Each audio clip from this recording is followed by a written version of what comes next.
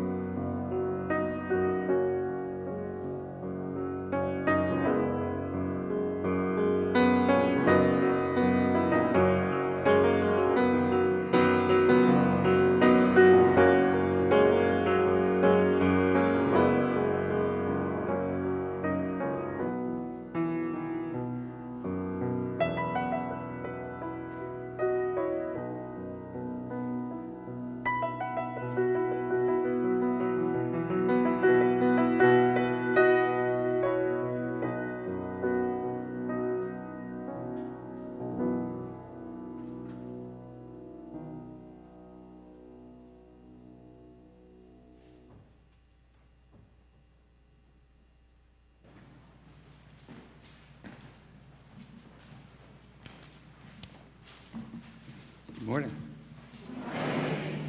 Welcome to First Parish in Bedford. My name is Richard Suval, and I am the worship associate today. Our opening words are from a Bob Dylan song, actually one of my favorite songs, called Forever Young. May God bless and keep you always. May your wishes all come true. May you always do for others and let others do for you. May you build a ladder to the stars and climb on every rung. And may you stay forever young. May you grow up to be righteous. May you grow up to be true. May you always know the truth and see the light surrounding you.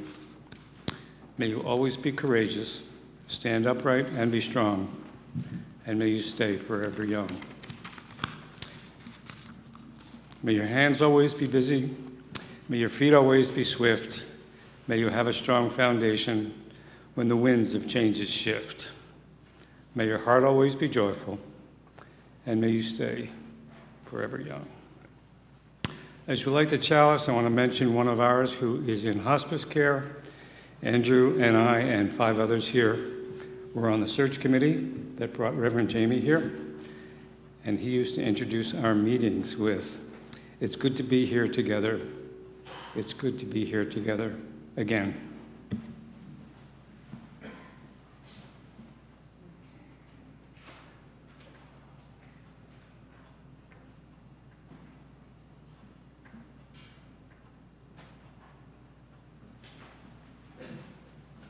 Our opening hymn is number 361, Enter, Rejoice, and Come In.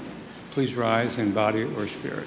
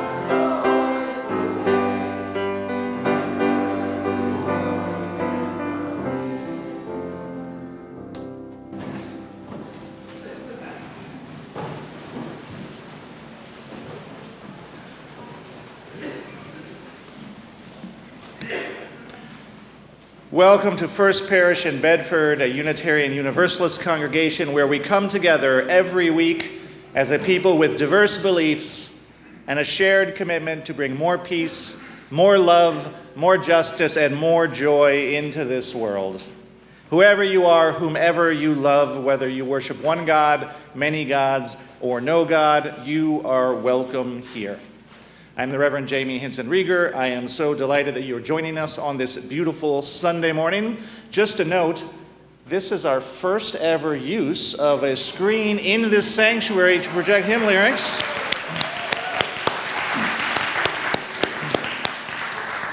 Which means you also got to experience the first ever technical glitch using the screen to share hymn lyrics. Amazing technology, beautiful. I want to say a special welcome to all of our visitors this morning, in person and on Zoom, including the members of our visiting congregation. So if you're not aware, this summer, 5 area churches are taking turns hosting Sunday services. We are delighted that this Sunday it is our turn. So, who is here today from Waltham? Woo!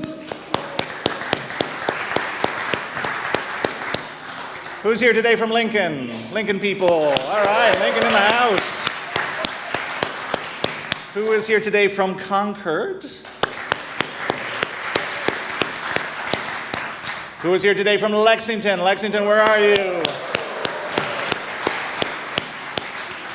A special treat. Who is here today all the way from the UU Church of Rochester, Minnesota? Thank you for joining us today on your East Coast pilgrimage. And finally, who here today is from Bedford? right. Here in the sanctuary, you are invited to fill out a blue connection card, which you will find at the end of the pews. You can give that to the ushers during the offertory collection, and we will add you to our mailing list if you so desire. In Zoom, we will put a link in the chat, and you can use that to fill out a virtual connection card. Parents and caregivers of little ones, there is a nursery available today downstairs for your convenience, but we are always super happy to have little ones here in our sanctuary as well. There's also a family-friendly spaces on the balcony level with coloring books and crayons and markers and paper and all kinds of things as well.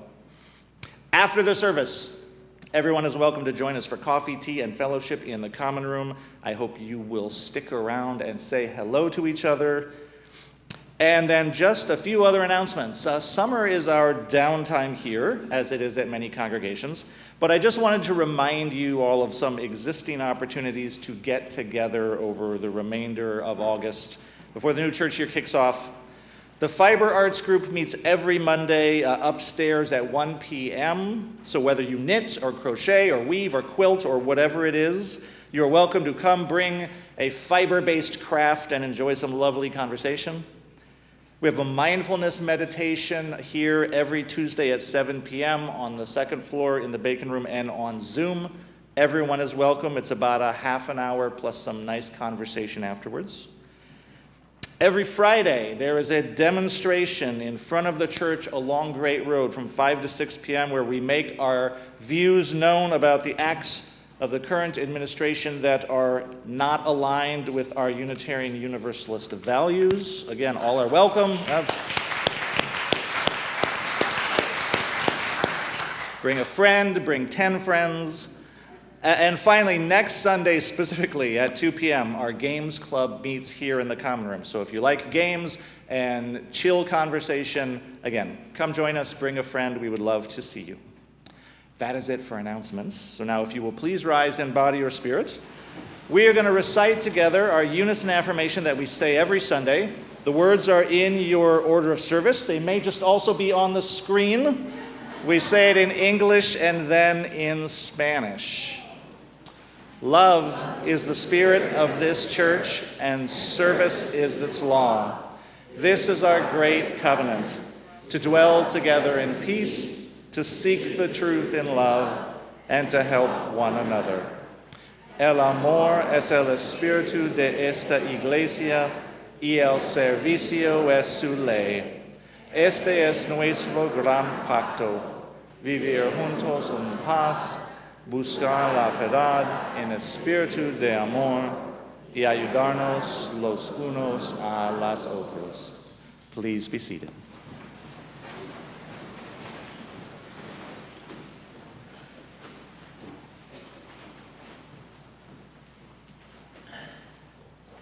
Good morning. I'm Nate Sellers. I'm the Director of Faith Development for Children here at First Parish in Bedford, and I'm going to tell you a story. It's called Why Love Now? So in a town by a river, not far from the sea, lived people as different as people could be. Some liked their tea sweet, some liked it strong, some thought they were right, and others thought they were wrong. Woo! The news was all shouting. The streets felt unsure, and selfishness was spreading, and illness uncured. Folks talked over each other, not hearing a word, and sometimes the loudest were the only ones. You guys are good. A child named Lily watched it all from the square and asked their dear grandma while she braided her hair, "Why love now when it's scary and tense? Wouldn't it be smarter to build up a fence?" Grandma smiled softly, her eyes warm and wide, and pointed to the people on both. You guys are on it. They've stopped seeing neighbors. They've stopped seeing friends. They've started to think that love has limits and can end. She leaned down and then she whispered, "Here is what is true. Love isn't always a feeling. It's something you do.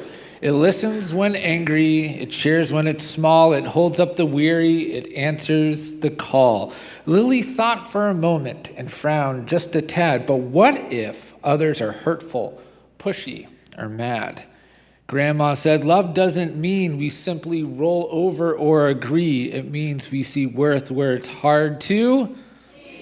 Nice. In the world, if the world says divide, love says repair. If the world says don't bother, love says be there. When fear says stay silent, love says speak true. Love is the choice that turns me into you. Now, Lily had an idea. Together, they showed courage and let hope climb as they started to listen. They started to listen to one voice at a time. Some neighbors still shouted, some neighbors still ignored, but more started joining in acts of love than before. From baking to planting, from listening to song, love built something steady that carried them along. And though storms still rolled in, as storms often do, the town had a light that kept breaking through. So why love now in a world split apart? Because love is the work that can build bridges and it can mend broken hearts. Thank you. My name is Clinton Fuller, and now is the time when you're invited to come share a joy or concern. Please keep your comments brief and personal if possible.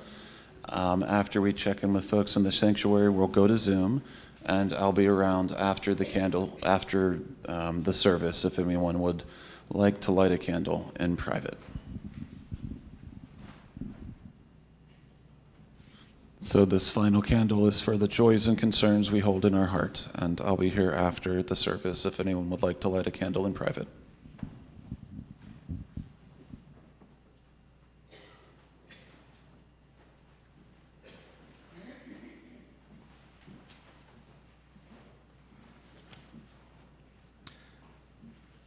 May the joys and sorrows shared today be held in care and kindness.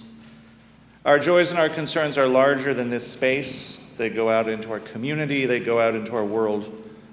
For weeks now, the images and the reports of famine that have been coming out of Gaza have been impossible to avoid or ignore or pretend are not happening. Starvation in that region is imminent, and it is also already here, claiming the lives of new victims every day, particularly the lives of vulnerable children, but also including the thousands of people who have been killed or wounded trying to make their way to one of only 4 food distribution centers to feed 2 million people. These images and stories are beginning to galvanize the world community. They have also launched probably a thousand social media posts and opinion columns here in the US about who is to blame for this famine, Israel or Hamas. Well, I am a citizen of the United States, and my responsibility is for what the United States does, and my accountability is for what the United States does. And what is on my heart this morning is that this is America's famine. The occupying power is responsible for guaranteeing the safety and well-being of the civilian population in the territory that it occupies, and we are a de facto occupying power.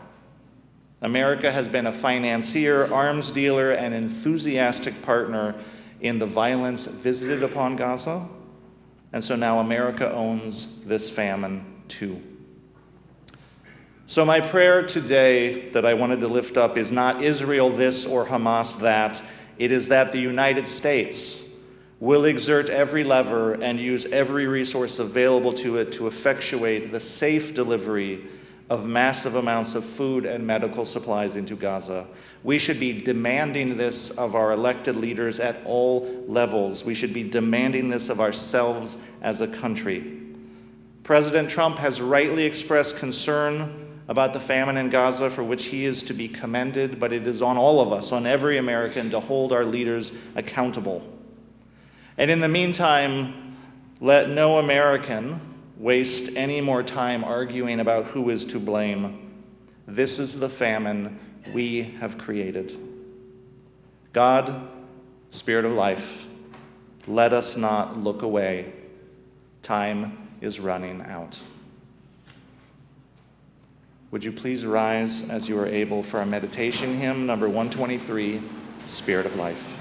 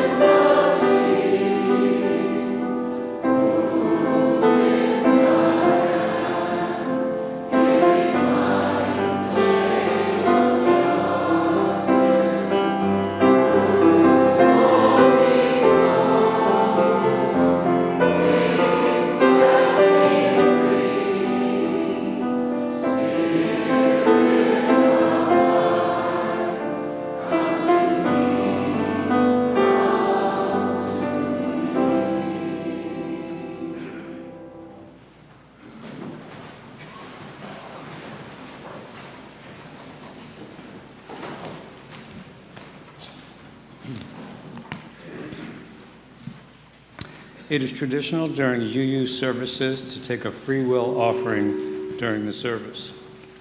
For our summer consortium services, the offering is being donated to the Pink Haven Coalition. The Pink Haven Coalition is a collection of organizations and individuals led by transgender people dedicated to supporting and protecting transgender people. We're living in a time when transgender people and their families are under attack all around this country.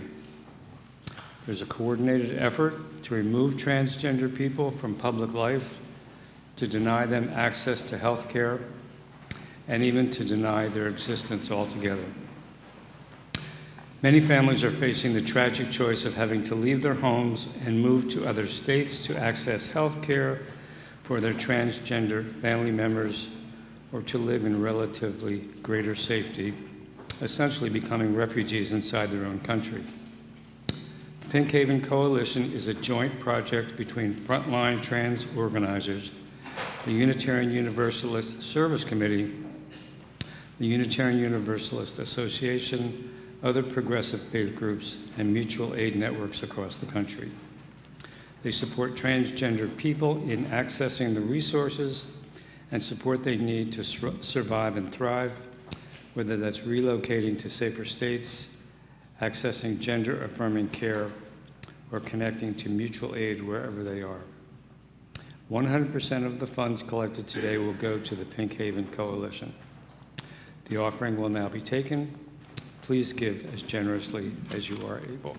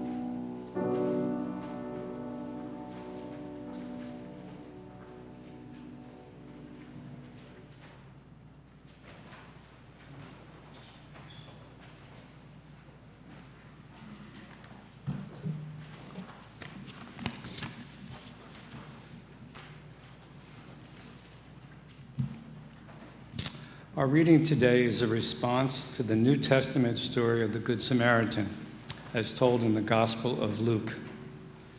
A traveler is walking down the dangerous Jericho road when he's beset by bandits, beaten, robbed, and left for dead. That day, many travelers from his own community walk past the man lying injured in the road and pass on by, deciding not to get involved. Then a Samaritan, a man from a different community, passed by and stopped to help. He bound the man's wounds and then took him to an inn, saying to the innkeeper, "Care for this man, and when I return, I'll pay for everything." Jesus offered this parable in answer to the question, "Who is my neighbor?" This is On Jericho Road by Diane Rollert from the book Conversations with the Sacred, a collection of prayer. Source of love, I search for you in my heart. To live a good life, you must love your neighbor as yourself. But who is my neighbor? Why is it that we close our doors out of fear and turn away those who need us most? We are walking on Jericho Road, but we have forgotten the story. Can't you see my neighbor? He's wounded and sick, lying abandoned by the side of the road. But we pass him by. We cross to the other side. Oh, Jericho Road, you draw us away in the wrong direction. Can't you see the compassionate stranger who has traveled from so far away? He washes and bandages the wounds of the man lying abandoned by the side of the road. Gently, gently, he carries him to shelter. Oh, if we could but see, we need to do more than any one single act. To love our neighbors as ourselves, we must transform the road itself. Who is my neighbor? He and she and they are lying by the side of Jericho Road, crying for a compassionate home, searching for shelter from the world's atrocities, seeking a fresh start. How can we close our doors when so many are in need? We have food, shelter, and security in abundance, yet we turn in on ourselves and let scarcity become our faith. Take care of this stranger, this child, these refugees. Take care of them, and whatever you spend, I will repay you when I get back, says the outcast, the Good Samaritan. They are my neighbors. They are the ones I must love as myself. Source of love, I'm still searching for you in my heart.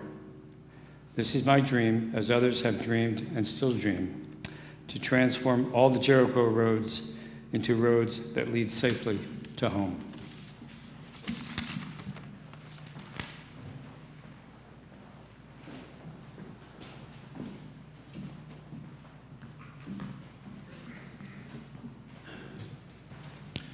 So a little over 2 months ago, back on May 30th, or about 9,000 news cycles ago in the way we currently measure time, an interfaith group centered in Lexington put together a march they called Prayers for Liberty. The organizing group included the Greater Boston Interfaith Organization, or GBIO, the Massachusetts Council of Churches, and the Massachusetts Rabbinic Leaders. They invited clergy of all faith persuasions to walk together from Lexington to Boston, reversing Paul Revere's famous ride as an act of public witness, protesting the behavior of the current federal administration, including in particular the violations of due process, the attacks on the judiciary, and its abuses of immigrants. Their causes and their justifications were all laid out in a public letter. So in the end, over 300 Massachusetts faith leaders signed on to that letter, and about 80 clergy participated in the walk itself, which was 12 miles in about 5 hours. And I was one of those 80 walking clergy, as was my predecessor, the Reverend John Gibbons, who is Minister Emeritus here at First Parish, and also Community Minister for Good Trouble at Arlington Street Church. For anyone who doesn't know John, John is also the chaplain for the Bedford Company of Minutemen, which means he owns historically accurate colonial clergy garb, and he often wears it for acts of public witness. So I want you to know that while John and I both walked that road from Lexington to Boston together, John walked it in historically accurate colonial shoes, which he tells me predated the invention of the left and right shoe. I wore Nikes. He is a braver man than I am. But shoes aside, the walk itself was a pleasant enough affair. The weather held mostly. I was surrounded by dedicated and faithful leaders, every one of whom was an inspiration, and we were showing up. We were showing up out of care and concern for our neighbors. We were showing up for our country and its future. We were showing up for liberty and in protest of the violations of due process and the executive overreach that we felt threatened our very democratic tradition. And we were showing up for the most vulnerable among us, particularly our immigrant neighbors who were and who are being terrorized and targeted by the administration. Being able to take some kind of action in the face of all of this and to make this act of public witness with so many felt like a privilege, and it felt inspiring, and it felt hopeful. It also gave me an excuse not to check my email for an entire morning, which was amazing. So about 5 hours after we started walking, we arrived at our final destination in Boston Common, feet a little sore maybe, weary but hopeful, and we were all assembling underneath the embrace statue of Dr. King and Coretta, if you know it, to hear some rousing speeches and some inspiring closing remarks by the organizers of the event. And there were a lot of rousing speeches and closing remarks, which is the danger you run when you just give a microphone to like a dozen clergy.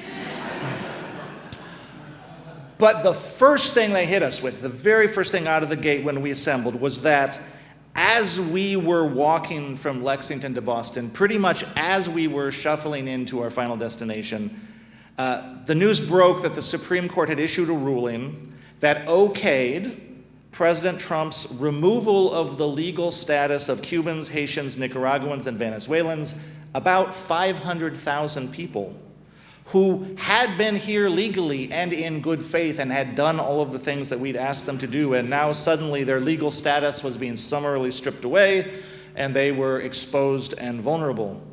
And this was one of those violations of due process that we were marching against, that had the potential to do real harm to 500,000 people and their families and their communities. And it was, according to the Supreme Court, not a violation at all. It was fine. It was legal. And to say the least, this was a little deflating. This was just 2 weeks after the Supreme Court had also ruled that Trump's removal of TPS status for Venezuelans was also legal. Another one of those things that we were so sure was a violation of due process, and the Supreme Court said, no, it's fine. Another blow from the Supreme Court, one of many in a string of setbacks, especially for anyone who was hoping that the courts would be reining in this administration. So in an instant, in that moment, our hopeful and inspirational meeting took on the character of a lament.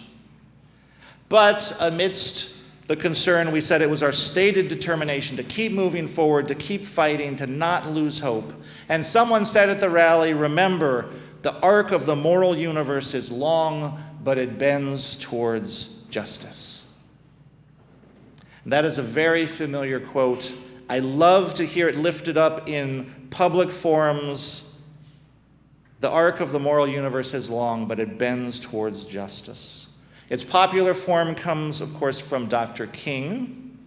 Dr. King himself is paraphrasing the words of the Unitarian minister Theodore Parker, who ministered in the decades before the Civil War, and he was a fierce abolitionist. And in 1853, Theodore Parker wrote in a sermon, I do not pretend to understand the moral universe. The arc is a long one, my eye reaches but little ways. I cannot calculate by curve and complete the figure by experience of sight. I can only divine it by conscience. And from what I see, I am sure it bends towards justice. Or as Dr. King said much more succinctly and memorably, The arc of the moral universe is long, but it bends towards justice. Incidentally, there's another Theodore Parker speech that would find its way into history. In 1850, he gave a sermon that included the words, "A government of all the people, by all the people, and for all the people." That, of course, became part of the Gettysburg Address. And both of those quotes, the moral arc and the government by and for the people, were woven into a rug that President Obama kept in the Oval Office during his presidency. So I want you to know that 2 of 5 inspirational quotes that were woven into that rug both came from the same Unitarian minister, the Reverend Theodore Parker. Not a bad legacy.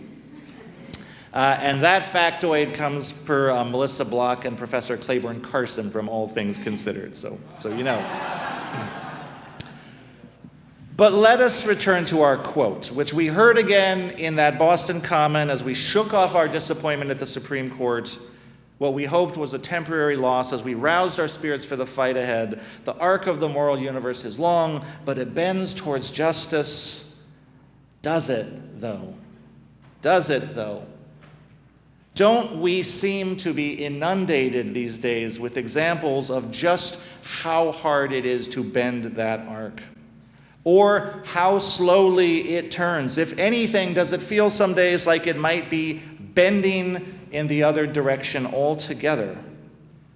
Why do we think the arc of the moral universe bends towards justice, if indeed it does? Well, one answer is because God is mighty and God is at work in the world. Right? I'm going to give a variety of theological answers here because we are a theologically diverse religious tradition, and there are many different religious perspectives here in this space. I don't want to make any assumptions, but that is certainly a traditional answer that many different faith traditions and many different justice-making traditions would give, including many of the very faithful people that assembled together that day. The arc bends because God is good and God is at work in the world. So you can trust that in the end, the arc is going to bend towards justice. And certainly the Reverend Theodore Parker, as a pre-Civil War Unitarian Christian, believed in some kind of God, even if it wasn't a traditional kind of God. And certainly Dr. King believed in God. And this idea that God, some kind of God, there are many different ideas about God, but some kind of God is the mighty force that bends the moral arc of the universe towards justice. Well, it's a theologically complicated notion. It leads to complicated questions like, what is God waiting for exactly, if God has had that power all along? Why is so much evil and suffering allowed in the meantime? And the response from God back to us might be, and often is in Scripture, well, what are you waiting for? Right? In many justice traditions, we are the hands and feet of God. So if God is to be at work in the world, it is to be through us and the choices that we make. And it may be that the power of God is just the power to strengthen the human heart. It is noteworthy to me that on the night that Dr. King remembers that he prayed to God for courage, one night in particular, at the height of the Montgomery bus boycott, when Dr. King was receiving death threats to his family and he could feel his own courage faltering, he prayed to God for courage. And he heard God respond to him, and God did not promise Dr. King an easy victory or any kind of victory at all. He did not promise him safety. He did not promise him an escape from setbacks or sufferings. Dr. King says that what he heard from God on that night was, stand up for justice, and I will be with you. You will not be alone. And that is what Dr. King needed to hear, and he went on with his work. Now, it could be that the forces that bend the arc are not mighty in power, but mighty in persistence.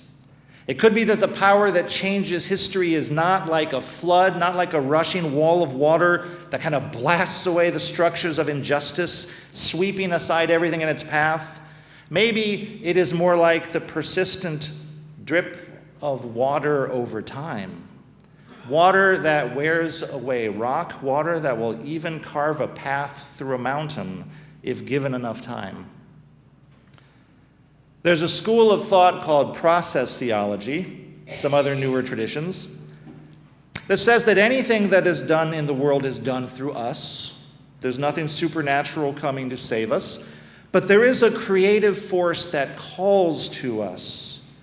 And these schools of thought, these theologies, understand the divine or the spirit of life not like a force that pushes, not like a power over. It's more like a lure that attracts. It's like something that is calling to us, that is an invitation to something better, like a song in our heart that is reminding us of who we are and what is possible. It is like a distant vision that beckons to us to an unexplored horizon. And in this view, the spirit of life is not a power over, it is a power with, because it invites us to co-create something better with love, and we have to accept the invitation. We have to choose to journey to the new horizon. And in this view, however challenging our present situation, the spirit of life is calling to us with creative powers and fresh vision. It is opening up new pathways and possibilities to us. And it says, again, if you walk that road, love will be with you. You will not be alone. In womanist theology, which is theology centered on the experiences of black women, this is called making a way out of no way. Making a way out of no way. The unexpected force that opens up a possibility when before there was not a possibility. And the faith they offer is that God or the divine or whatever you want to call it is always making a way out of no way because the universe is endlessly creative. We might say the moral arc of the universe bends towards justice because the spirit of love over time is powerful in its persistence. These days, Unitarian Universalists are all in on love. We have put love at the center, so we might say that we believe that in the end, love will soften the collective hearts of humanity. It is love that will wear through the rocks of prejudice. It is love that will someday wash history clean of all this hatred. We might see love at work in the world that way. Persistently, slowly, faithfully washing the world clean. But on the days when our social media feeds are brimming with hateful statements and the TV is broadcasting violence from all around the world, when bigotry seems to have been given a green light from the highest halls of power, it may seem hard to believe that love could ever have that kind of power. It may seem hard to believe in that moment. We may then choose to act as though it could be true, even if we're not feeling it. It could be that we choose to risk committing ourselves wholeheartedly to the work of justice as if love will win in the end, even though no one has ever yet given us that crystal ball to actually see to that end. That's one way of understanding the word faith, our wholehearted commitment that love will win in the end, even though we haven't been given that crystal ball. But maybe we don't even need that as-if level of assurance. Maybe we just need love to have a fighting chance. And maybe we're determined to be the ones who will give love that fighting chance. And if that's you and you're here, then you probably already know that our Unitarian Universalist tradition also promises to every person who is determined to give love a fighting chance, you will not be alone. Because we are a religious community that is committed to walking that Jericho road together, braving its dangers and challenges together, even as we are working for a world where, as the poet says, all roads lead safely home. I want to close today with a story that some of you already know because you are actually helping to write it. About a month before our walk from Lexington to Boston, this was in April, I received an email out of the blue from someone I didn't know, which was sent to me because I am a minister at this church. And he wrote to me, and I'm really condensing it here. He said, "Dear Reverend Rieger, I'm reaching out to you to invite you to a protest outside the ICE detention center in Burlington. In this nondescript, unmarked office building adjacent to shopping centers and restaurants, immigrants check in to await their fate, while other immigrants who have been hunted down and detained are brought in unmarked vans to be processed and sent out to detention centers all around the country."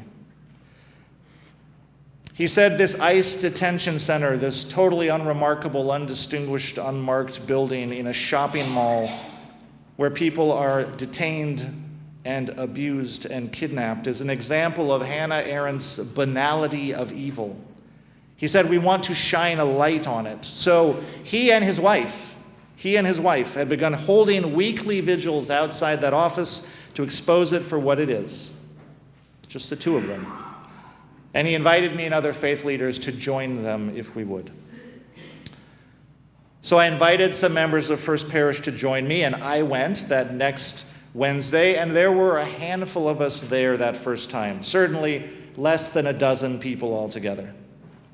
As it happens, I did meet a rabbi there who was in the process of organizing this crazy walk from Lexington to Boston, and I said, "Sure, great, add me to that list, why not?" And then our small group of less than a dozen people stood witness for 2 hours in front of that ICE building. This was on May 7th. And there has been a vigil in front of that ICE building every Wednesday from 11 a.m. to 1 p.m. every week since May 7th. And in that time, the vigils have grown from just 2 people to several hundred people every week. 200, 300, 400. Last week, there were 470 people standing outside that ICE detention center, making their love for their neighbors known. People of all ages coming from all around. Every week, we ask who is here for the first time, and 50 or more hands go up. Images of the protest are being shared all over Facebook. A TikTok video taken at one of the protests has been viewed over 200,000 times now. And every week more people come and they meet and they connect and they make their own plans and they carry their energy and the commitment to defend their immigrant neighbors out into new communities. Everyone is welcome to join us. It is Wednesday from 11 to 1. Bring a friend. If you need the address, you can email me. It started with 2 people. Determined to be the force of love at work in the world, inviting people in, and the people came. And this is what I think. I think that the courts are not going to save us. And I think technical arguments about due process are not going to save us, but we might save us. And love might save us. Do I know the arc is bending? Do I know that we are bending it? I only know that many, many people are acting in this moment as if love just might win in the end. I know that many people are determined to give love a fighting chance. I know that many people are determined to be that voice of love speaking in the world, inviting people into a greater and nobler vision. And so, can I do any less? And can we do any less? And one other thing that I know, and I know it only because you have shown it time and time again, come what may, in that moment, we will not be alone. Would you please rise in body or spirit and sing our closing hymn, number 34, Though I May Speak with Bravest Fire.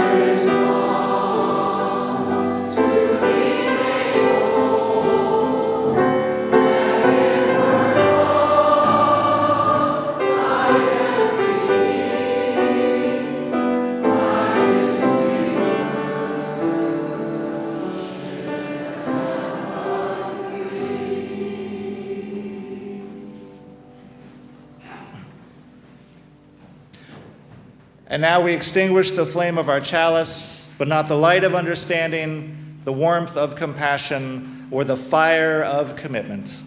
Let us carry those with us in our hearts, that the light of this living tradition might shine like a beacon wherever we go. Go in peace.